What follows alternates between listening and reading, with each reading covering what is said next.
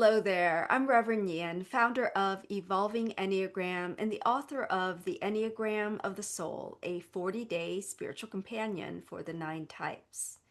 If you've been seeking a compassion-based, contemplative approach to Enneagram-informed transformation, you are certainly in the right place. This is where contemplation meets the Enneagram. We are now in week 8 of a 12-week Sunday talk series based on the theme 9 Points of Light. We've been exploring the 9 essential endowments or like essential qualities at each point on the Enneagram. And today we begin our journey into the head center of the Enneagram, which includes points 5, 6, and 7. And today's talk is on Enneagram 5, trusting spiritual insight. Now, I'll take today in 3 parts. In part 1, I'll briefly introduce the key themes in the head center. Then in part 2, we'll launch into point 5 and look at the essential quality known as insight at point 5. We'll also look at the Enneagram personality type 5 and how that type attempts to mimic this essential quality of insight through collecting knowledge, data, information, etc. And then in part 3, I'll guide you through a brief contemplative journey to connect with the capacity for insight that is inborn in all of us. And we'll look at each Enneagram type and possible barriers to opening up to that spiritual insight within you. So let's begin. So, part 1. There's this question: what can I trust? I imagine, like, this is a question that every single one of us have asked at some point or points in our lives, right? It's very much a human thing to want some certainty, security, some guarantees, please. But, so this is true universally as a human need. And, if you're in the head center of the Enneagram, type 5, 6, or 7, you've taken this question and you've made it like a life mission, right?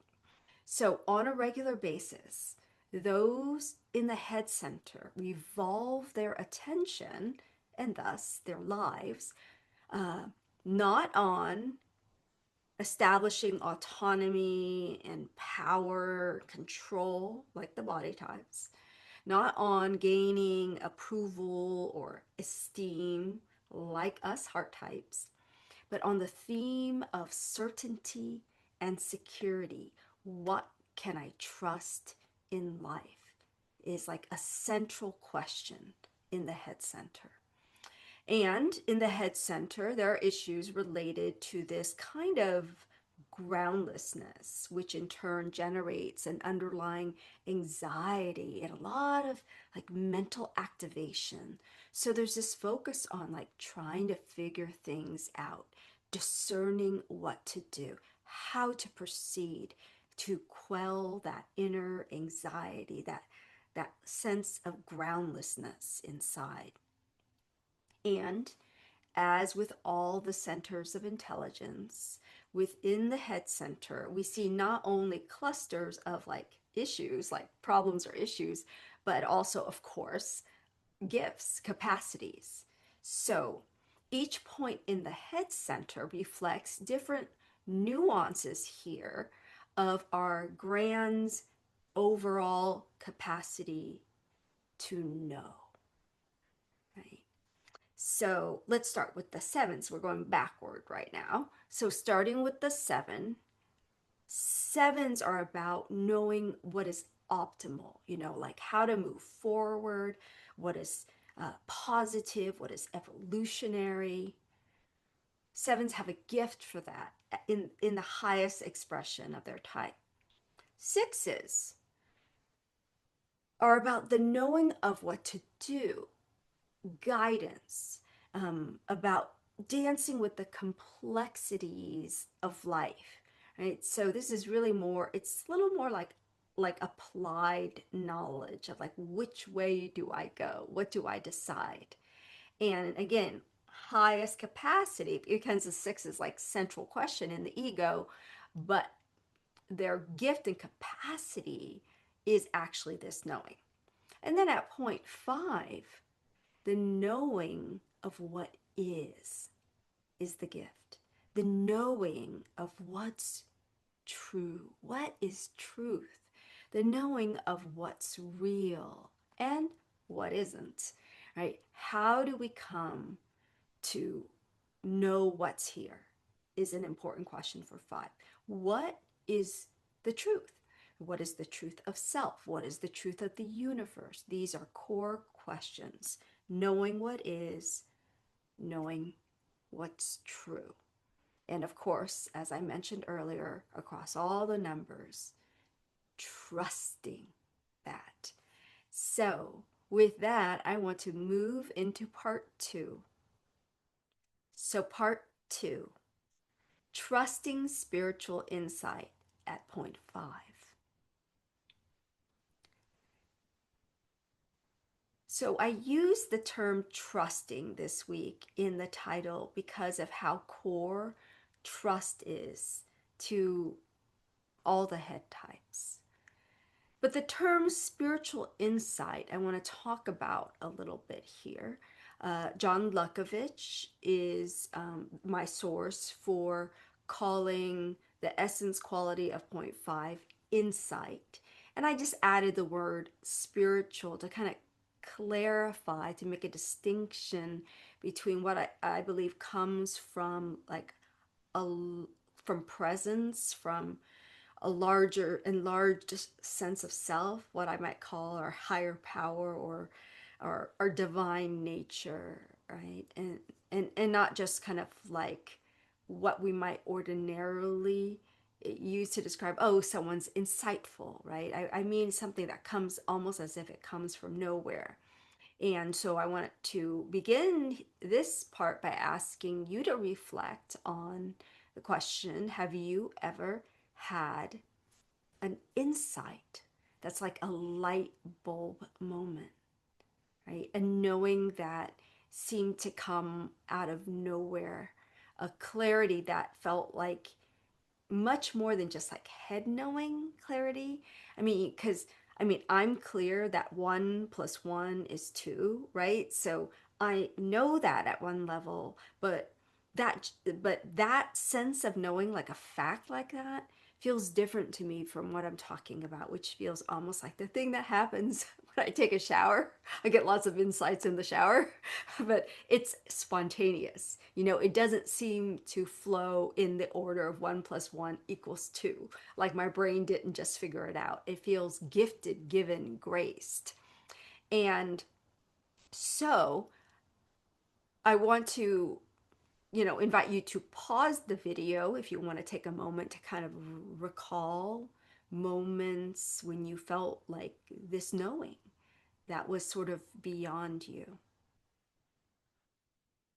Because with all the essence qualities, like remember the very first one we did, true strength at point eight, and how I taught that like true or strength is not the powering up, that is the individual egoic strength of the eight when it's fixated in type, but true strength is more like a wellspring of like infinite power and capacity, that is bigger than the person that moves through. Same thing with all the essence qualities, right? So same thing with insight. So really seeing this as an essential,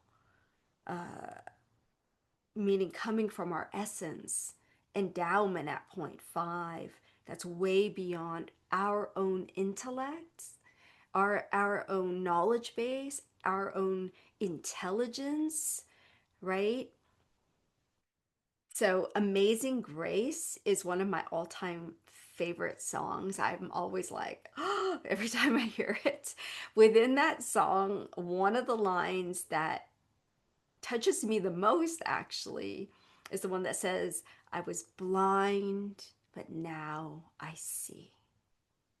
I was blind, but now I see. It is like this moment, this aha moment.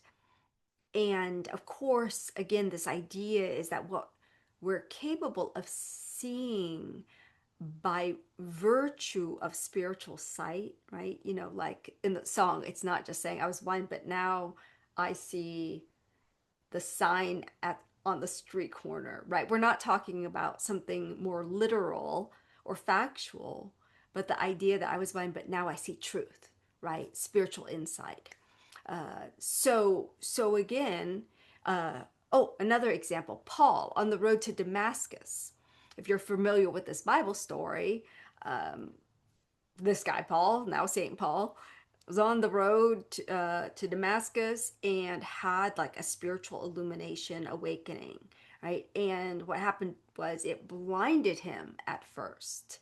And to me, this is very much related to this idea that our ordinary consciousness doesn't allow for this level of like awakening, that it is almost like something we have to gradually condition ourselves to be able to see, you know. And I think that's part of the inner work I'm talking about when I'm talking about how we bring presence to prepare our consciousness for true spiritual like awakening and enlightenment.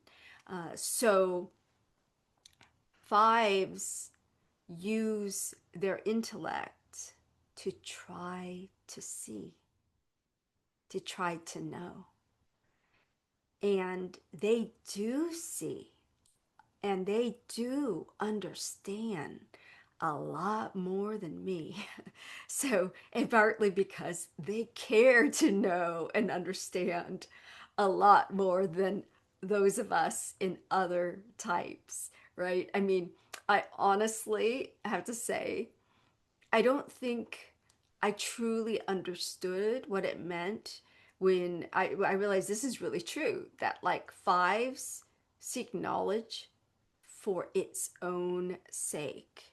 And, you know, coming from my hardcore type 3 perspective, I've been like, what?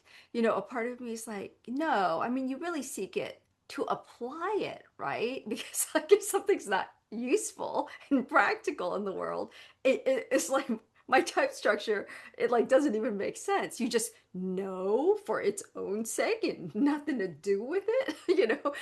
Now I see that there are things because now I recognize the beauty of things just as they are, like poetry, you know, not necessarily productive. And so now I'm starting to understand, oh, fives, you really can have this sense of knowledge to know for its own sake, for its own like beauty, right? That it has its own juice simply to know.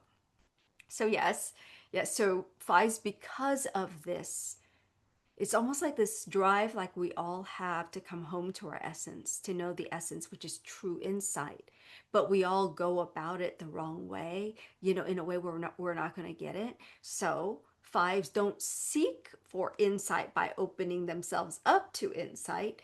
They substitute that for seeking knowledge and information and data. And so they develop a type structure that has this incredible gift for concentration, an immense capacity to develop complicated ideas and skills. Fives can tend to be inventive and innovative. And I'll say, I think they're also private and tend to prefer relating to ideas more than relating to real human beings, right? Just that's a generalization, but so they tend to be curious but at the same time not take anyone else's word on anything just because you know doesn't mean they're gonna be sure that they're knowing. They have to figure out, it has to pass their knowing test, right? So they want to test, probe, experiment with what others may take for granted, and they often seek to discover something new, something never before revealed. Again, I think Remember, so like everything we strive for in our fixation is very much related to something that is like a hint of our true essential quality that we lost connection with. So it makes sense that you'd want this fresh, new information as a substitute for insight, which, as you'll learn today, is fresh and spontaneous and of the moment. So here's the thing. Again, fives use their intellect. It's like a kind of, just imagine an enlarged head, emphasized head center, to rationally and objectively see. That's like what they worship, sight through the head. But the intellect alone, I want to remind all fives and many of us, the intellect alone is blind to reality, to truth, to reality. It's not wrong. It just can't see the whole picture. It can't know, like in gnosis, like true embodied knowing. Jay Baer, a an entrepreneur and author, said, "We are surrounded by data, but starved for insights." And I thought, whoa, that embodies the fixation at point 5, right? The quest for data often eclipsing the capacity for direct knowing, spiritual insight. In Keys to the Enneagram, Hamid Ali wrote, "True knowing or gnosis silences the thinking mind, allowing for the emergence of spiritual experience and then the understanding of that experience with the totality of the essential intellect." He does make a distinction, by the way, between the intellect as we know it in the Western world, seeing it as just like that headiness. And he likes to think of the essential, meaning the word essence, essential intellect, as this bigger quality of knowing, right? So we're not making the intellect wrong. It's just a lower use of the intellect. And interestingly enough, insight happens paradoxically when the intellect, not when the intellect is active, but when the intellect is calm, open to the new, open to the unexpected. But here's the thing. When fixated in personality, fives contract, withdraw. They are not spacious and open. They are trying to connect the dots of what they learned before in order to understand the next thing and have a reference point. And then they're trying to construct a map, possibly a theory of everything, as if understanding will help them to truly know. And then maybe, just maybe, if they know enough, they can finally participate in life. But maybe not, because it's like, just like with the doing of the three, so I can pick on myself here, it's almost like the doing is endless. Will I ever do enough? And for fives, it's like, well, will you know enough to finally engage? In his book, The Instinctual Drives in the Enneagram, John Luckovich wrote, "Essential insight is the perception that everything is unfolding in ways that are completely fresh, new, and original, moment to moment. Essential insight can be received as a revelation or discovery. If we are present, we are not taking our experience for granted, and in each moment, reality is always showing up, however subtly, in novel and unanticipated ways. Insight is presence, as intimate curiosity that perceives direct impressions as they change in each moment, which allows for authentic insight into events. Presence of this kind means we are directly beholding the fresh orchestration of experience arising from a profound mystery rather than imposing associations or concepts. Essential insight is accompanied by the experience of inner spaciousness and impartiality. Now, of course, the whole point of this 9 Points of Light series that I've been doing is you don't have to be a certain type, in this case, a type 5, to have spiritual insight. At the same time, it's important to recognize that because this is the essence quality, it's like home base for the fives. You fives have access to it if you only turn away from the books and turn within, right? And as I said in my title, trust it. Trust that it's there. If you don't trust that it's there, you're going to want to keep accumulating enough information to feel competent in the world. But within you is easier than for the rest of us, access to this deep gnosis, right? This truth, this capacity for illumined understanding. And again, like with all the points, you, if you're a type 5, quest in the world what's already available for you within yourself. So, what is it like to experience this essential insight? Uh, in their website, Hamid Ali's Diamond Heart School website, it's called diamondapproach.org. They describe it in this way: diamond guidance, which is what he calls insight. Diamond guidance is a direct, precise, and nuanced understanding of the present moment.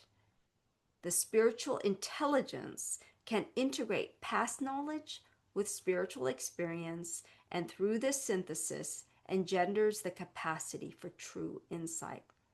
The expansion of vast and penetrating intelligence into emotional and spiritual domains create a priceless and powerful guide for spiritual awakening. And if you didn't know this already, the author here is a type 5. So you can hear his language is pretty philosophical and heady, right?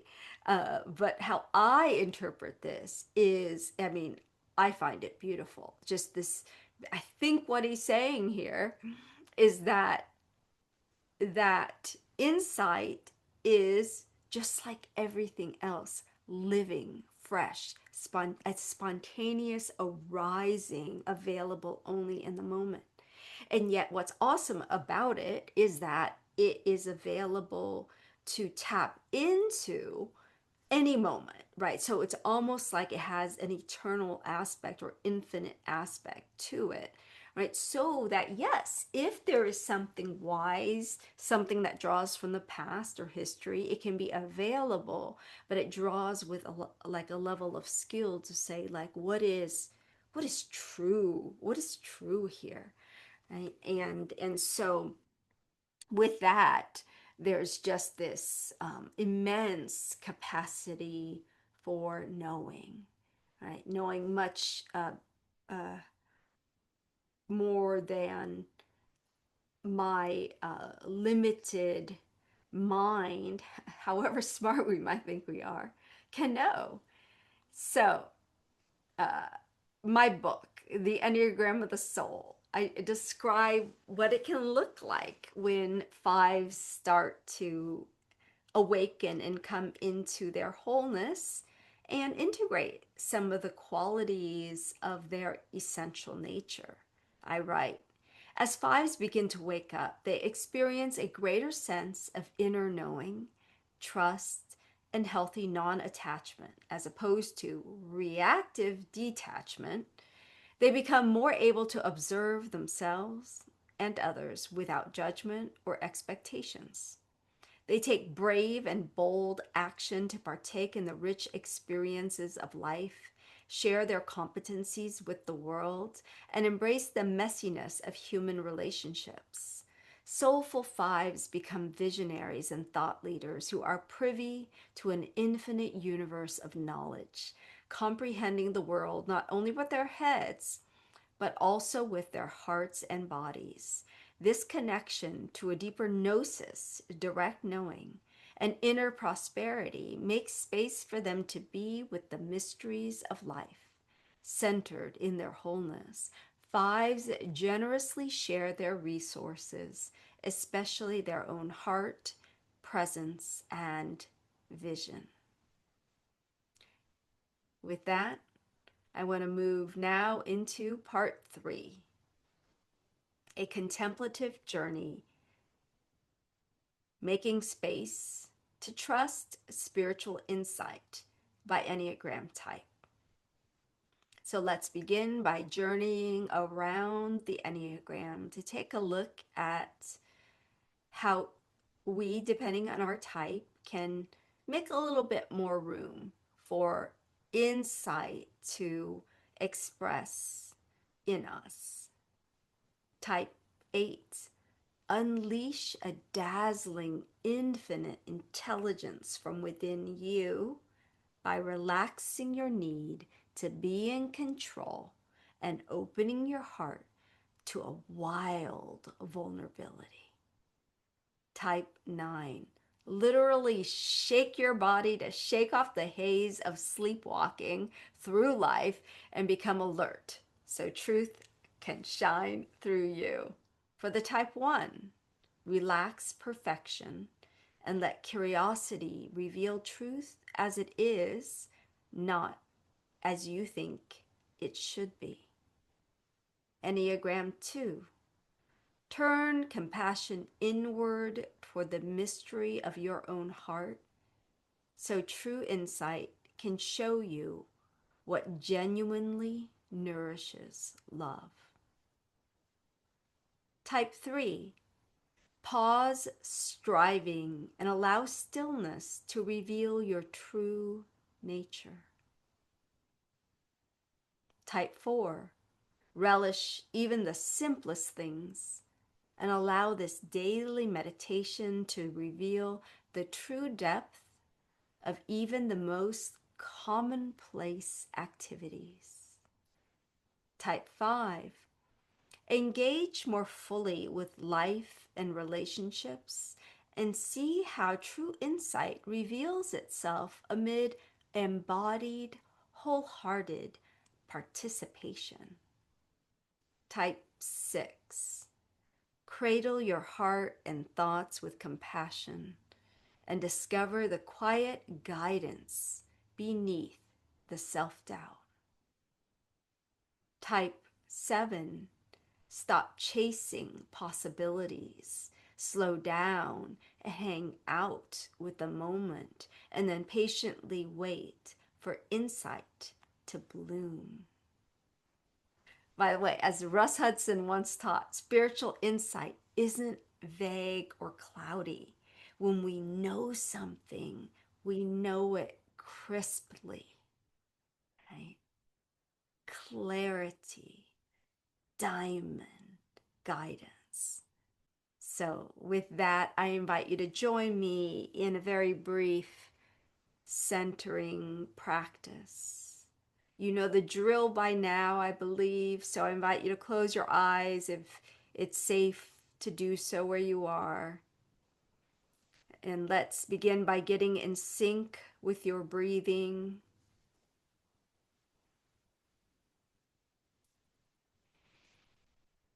Let that land and settle in your body.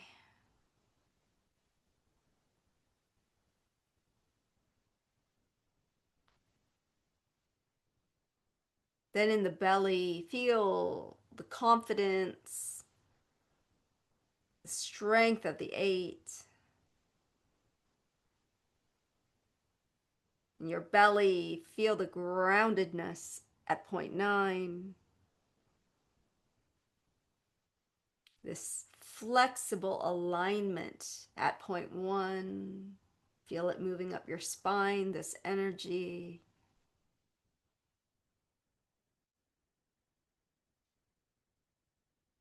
And let that presence flood your heart.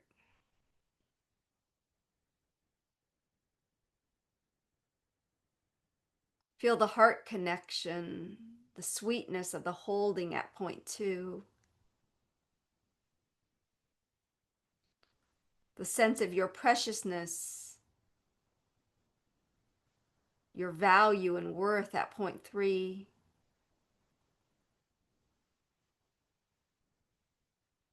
So 2 is at the front of the heart, 3 is in the center, and then moving back, feel the depth and beauty of who you are at point 4 in the back of the heart.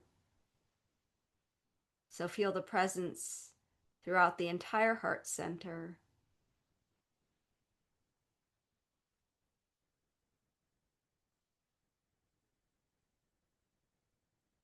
Notice if you are still feeling it in the body, the gut.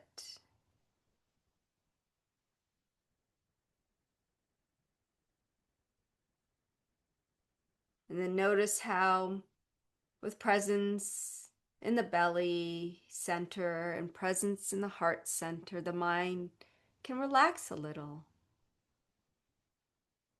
It might even succumb to an inner stillness. Or maybe there's activity, but there's just a little more space.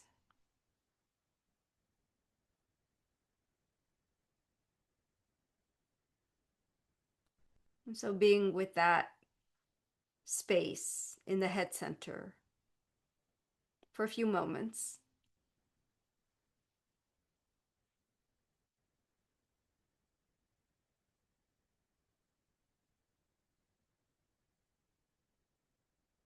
And now I'm going to invite you to touch on each center again and notice that the 5 essence appears in the body or the gut center.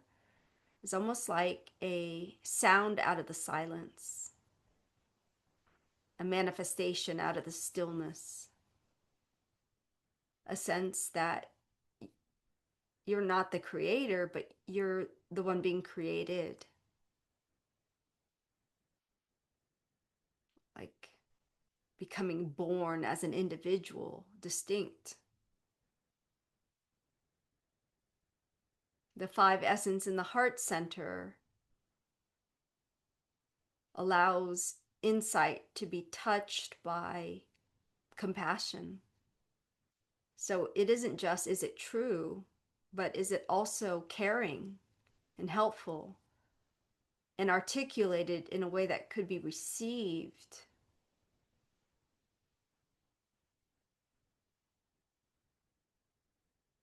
And then the 5 essence showing up in the head center is seeing a deeper truth, not based on collected information, but simply true in this moment, embodied, wholehearted, illumined, crisp.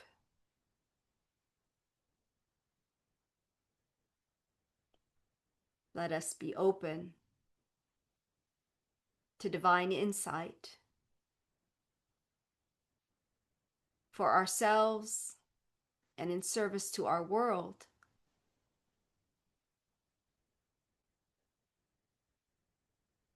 I'll close with some words from John Seely Brown.